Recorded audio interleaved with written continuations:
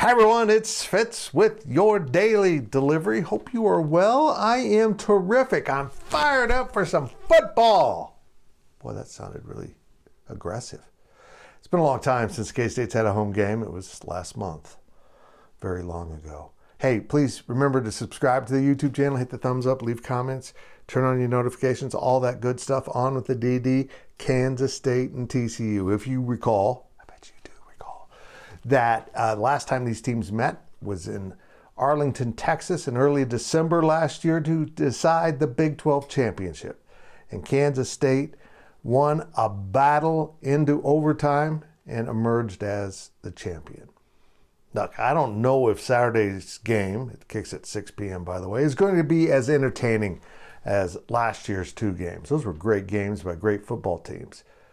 But I know these teams are going to get after each other, because there's so many similarities about how the programs were constructed and how they want to play. They play similar defenses, they have diverse offenses, and they both predicate their success on really physical line play, being a physical team, and having great quarterback play. And both of these teams will have that, I believe, on Saturday. I think this is a great matchup for Will Howard to have a big game. But Avery Johnson might start. He will certainly play. Meanwhile, over on the TCU sideline, they too have a freshman quarterback who throws the ball all over the field. Folks, this is going to be a fun game. And it might just come down to that one team that can make that extra play. And that was Kansas State in Arlington.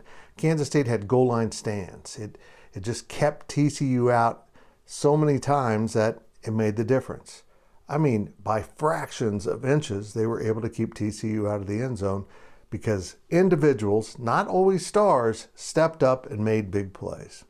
This game may not be that close. I actually have K-State winning by double digits, but I think it'll have some similarities in how the game comes together.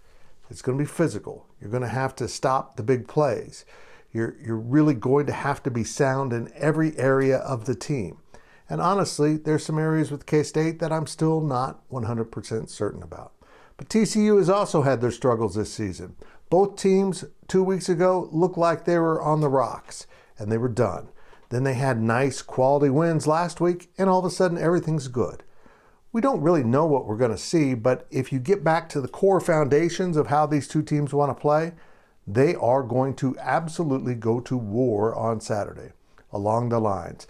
And really, as much as we want to talk about the skill guys and certainly the quarterbacks, whichever team can block the best with their offensive line and get the most effective pressure with as little resources as possible defensively, they're going to be at a huge advantage.